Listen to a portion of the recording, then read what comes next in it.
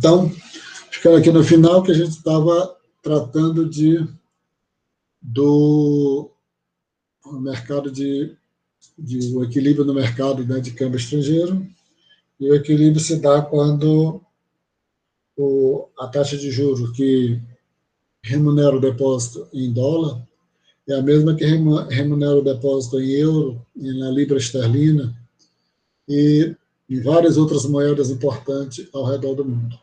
Né? E aí eu vou só repetir isso aqui, né? Os proprietários de depósito de euro insatisfeitos, né? Isso aqui é falando do processo de arbitragem. Né? Se alguém... Vocês entenderam ontem quando eu estava falando o que significa arbitragem no mercado?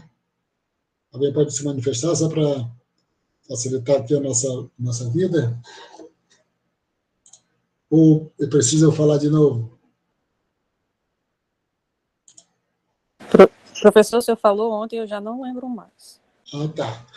Como eu não dá para ver o rostão de vocês, tá vendo que vocês estão todos escondidos aí por trás das carteiras, tá vendo? Sempre que vocês falaram, só para me ajudar, tá bom?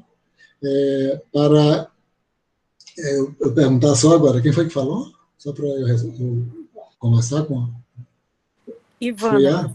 Ah, tá. Então, a arbitragem é o seguinte, Ivana, né? A gente está falando do mercado de câmbio aqui, tanto faz ser, tá, em atividades que envolvam o comércio de bens e serviços, como no mercado financeiro propriamente dito, no mercado cambial. Então, imagine que você tenha dois mercados, vamos para o de bens, por exemplo, né, que seja produzido carro aqui no Brasil e no México. E aí um carro no México é vendido por 50 unidades monetárias e o carro aqui no Brasil é vendido por 30 unidades monetárias. O que significa o processo de arbitragem? O processo de arbitragem é que os agentes econômicos vão se deslocar para comprar onde?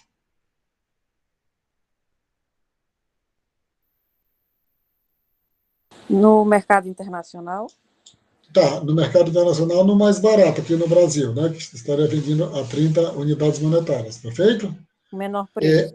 Sim, aí significa o quê? Tá vendo? A arbitragem no sentido de conduzir o mercado para o equilíbrio. Então, se lá no México está a 50, o produto está sendo vendido a 50, no Brasil está vendido a 30, significa que vão se deslocar do mercado do México para comprar no Brasil, vai aumentar a demanda aqui no Brasil, significa que esse preço que está de 30, ele vai se deslocar para cima. E, devido ao aos agentes econômicos, os consumidores terem se afastado do mercado do México, significa que vai reduzir a demanda lá e o preço vai tender para baixo, né? E a tendência é a equalização dos preços entre o mercado do Brasil e do México. Esse aqui é o processo de arbitragem, tá bom? Boa noite, João. Rapaz, o João está se deslocando num ônibus, e o ônibus que demora mais é esse ônibus do João. Você entendeu, Ivana? Sim, professor, entendi. Tá legal. Então, a arbitragem, da mesma forma, no mercado cambial, é o seguinte, né? Eu vou dar um exemplo, um pouco fora da lógica dinâmica de como se dá, o que se leva em consideração no mercado cambial. Depois eu vou perguntar para vocês se vocês ainda lembram quais são as duas variáveis básicas, né? Então, se tem dois mercados, né? Agora eu não vou citar o Brasil e o México, não, porque quando a gente está tratando disso, a gente coloca países significativos que têm peso, né, no mundo. Não é porque, por exemplo, que o Brasil e o México não são importantes, não. Estou falando em peso geopolítico, etc, etc. Então, vamos para dois mercados interessantes, né? O mercado da Bolsa de Tóquio e de Frankfurt. Se lá na Bolsa de Tóquio está dando um depósito lá na moeda do Japão. Qual é a moeda do Japão que eu esqueci? Vocês que têm memória ainda? Acho que é IEM. Tá bom. Então, lá, se está sendo remunerado um depósito a 5% e lá em Frankfurt, tá vendo? Está sendo remunerado um depósito em euro em 3%, tá vendo? Onde é que os agentes econômicos vão depositar?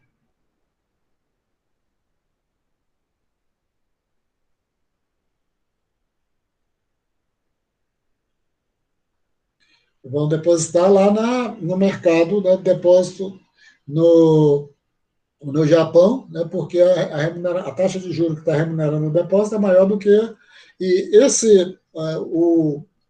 a saída de um mercado para o outro também faz com que essas forças, né, modifiquem de forma contrária, tá dando as taxas de juros divergentes. Né? Se lá no Japão está 5%, na Alemanha está 3%, tá dando, o deslocamento do mercado para o Japão faz com que eu vá lá, vai baixando a taxa de juros e vai aumentando cá no Japão, até está dando que esse processo de arbitragem, procurando, né, se beneficiar de onde, né, é mais rentável, faz com que haja uma convergência entre os preços. Né? Como a taxa de juros também é um preço, como eu estava dando o exemplo inicialmente do carro, né, tem um preço, tá? A taxa de juros também é um preço, então a arbitragem é procurar, tá vendo, onde é mais rentável, né? Seja comprar mais barato, ou seja, aplicar onde é mais rentável. Dito isso, eu estou dizendo que eu estava lendo aqui, porque aqui está se falando de arbitragem. Né? Os proprietários de depósito de euro insatisfeitos tentam vendê-los por depósito em dólar, mas como o retorno em dólar dos depósitos é maior do que aquele dos depósitos de euro na taxa de câmbio, na taxa de câmbios do dólar-euro, nenhum proprietário de depósito em dólar está disposto a vendê-lo por um depósito em euro nessa taxa. Né? Então, ele está se referindo aí slide, em relação ao slide anterior, está vendo que tem taxas de remuneração diferentes, de dois locais diferentes. Então, os agentes econômicos vão procurar, pelo processo de arbitragem, depositar onde é mais rentável. Esse processo leva à convergência dos preços, seja da taxa de juros, seja dos preços mesmo dos bens e serviços. Isso é o processo de arbitragem. Né? Repetindo, né? E quando se iguala a taxa de juros, né, nos vários mercados, onde os depósitos são remunerados pela mesma taxa de juros nos diversos mercados, significa que aí você tem um processo de equilíbrio, né, no mercado de câmbio estrangeiro. Uma vez que a taxa de câmbio, né, está só fazendo o exemplo, é bem detalhado, cheio de detalhes, lá acho que vocês já deram uma lida lá. Uma vez que a taxa de câmbio alcance, né, o ponto 1 lá que ele está falando aí, na questão do diagrama, né? Os depósitos de euro e dólar oferecem retornos iguais e os proprietários dos depósitos do euro não têm mais um incentivo para tentar vendê-los por dólares. O mercado de câmbio estrangeiro estará, portanto, em equilíbrio. Quando os depósitos estão remunerados pela mesma taxa, seja em depósito em dólar, seja em depósito em euro, seja em depósito em iene, seja em depósito em libras esterlinas. Entendeu? Eu acho que eu já peguei algumas moedas dessas. Vamos aqui. Mudando aqui agora. Passar para outra. Está bem pertinho aqui. Taxa de juros, expectativas e o equilíbrio. Tá? Todos vocês já ouviram falar a palavra expectativas, não é isso? Essa palavra expectativas, nesse caso aqui específico, ela está se referindo à questão de retornos futuros, valor presente, né, valor futuro, mas está dando, hoje em dia ela é mais usada ainda com o nome de expectativas, está dando pelo fato de a partir dos anos, né, 70 para cá, ter surgido no outro campo, está dando teorias que utilizam o nome de expectativa, e isso fez com que os manuais mais técnicos, né, passassem a adotar com mais frequência o conceito de expectativa. Mas aí, está dando, pode falar também em retorno futuro, que não vai fazer muita diferença, não. Contudo, igual, um aumento nos juros pagos em depósito de uma moeda faz com que essa moeda valorize em relação às moedas estrangeiras. Por quê? Me ajuda aí pelo processo de arbitragem.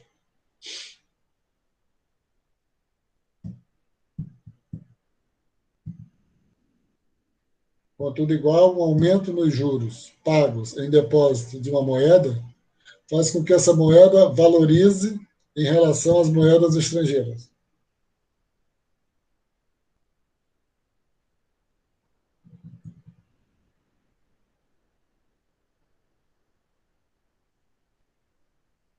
Porque é mais atraente você depositar nessa moeda em vez da outra. Mas eu esqueci, tá vendo? Daquele da sessão, da antepenúltima sessão, penúltima não, da antepenúltima sessão, dizia o seguinte: o que determina o processo de análise dos investimentos, né, no mercado de câmbio não é só a taxa de juros, não. O que mais se leva em consideração?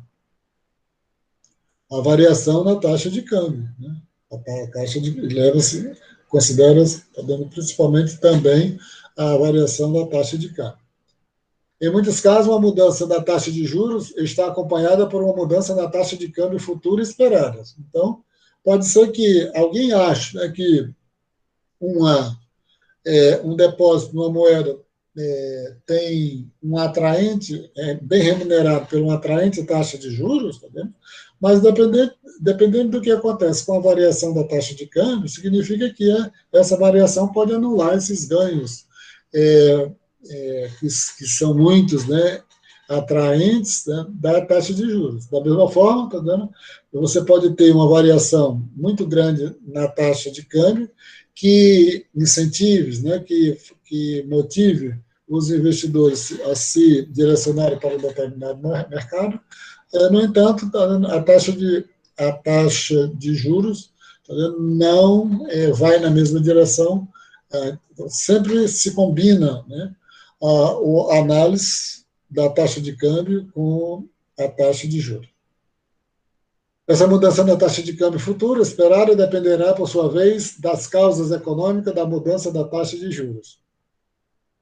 Porque está dizendo o seguinte: se você aumentar a taxa de juros, há uma tendência a essa moeda se valorizar em relação às outras moedas.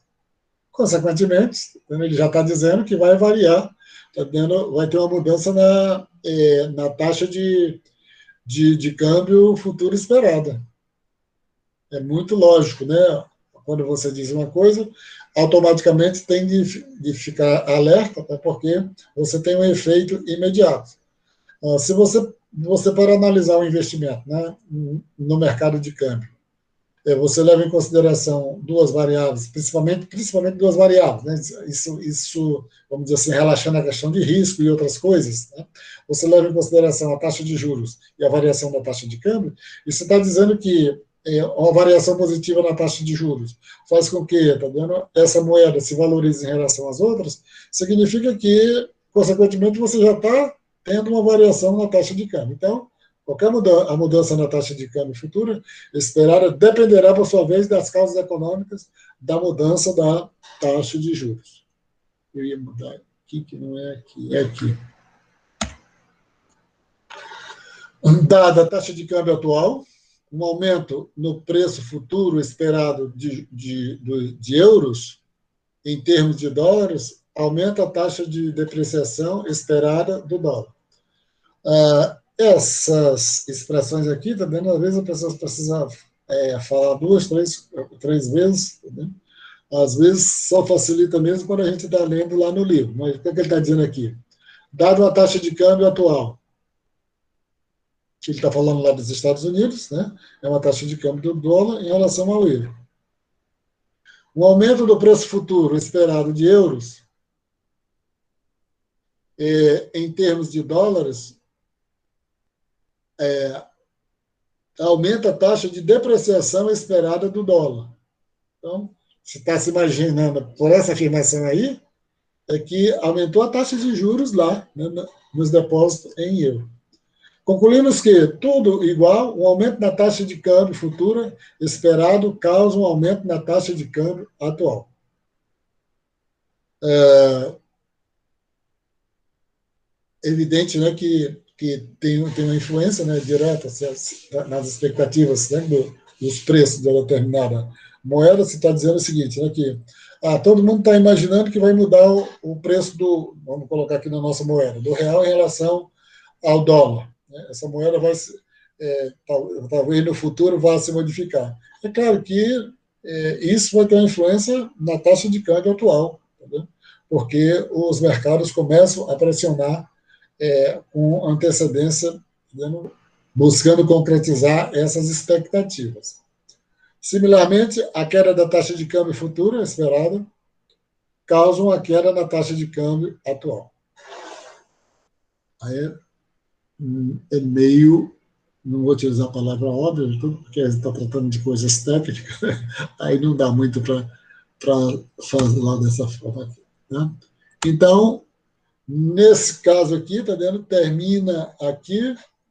Eu vou agora devagar colocar as várias atividades lá para vocês, tá vendo? Vou consertar o que a Ivana falou, e a gente tem muita coisa, tá vendo? Sobre taxa de câmbio para caminhar, para discutir. Vai ter o próximo capítulo que a gente vai, se vocês puderem ir, tá vendo, fazendo uma leitura anterior, tá vendo, até ajuda aqui, porque vocês me deixam mais animado, tá vendo, fazendo pergunta não, né, fazendo algum comentário e tudo, que até ajuda um pouco a gente ficar mais motivado aqui dentro.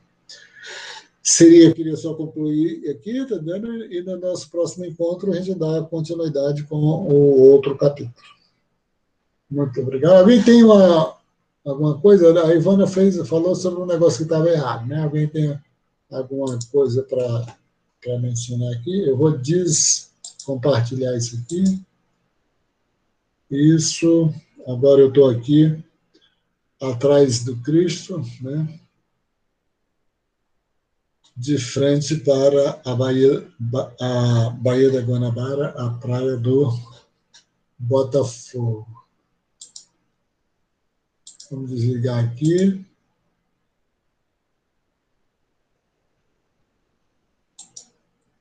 Esqueci de desligar. Desligar. E vamos desligar aqui.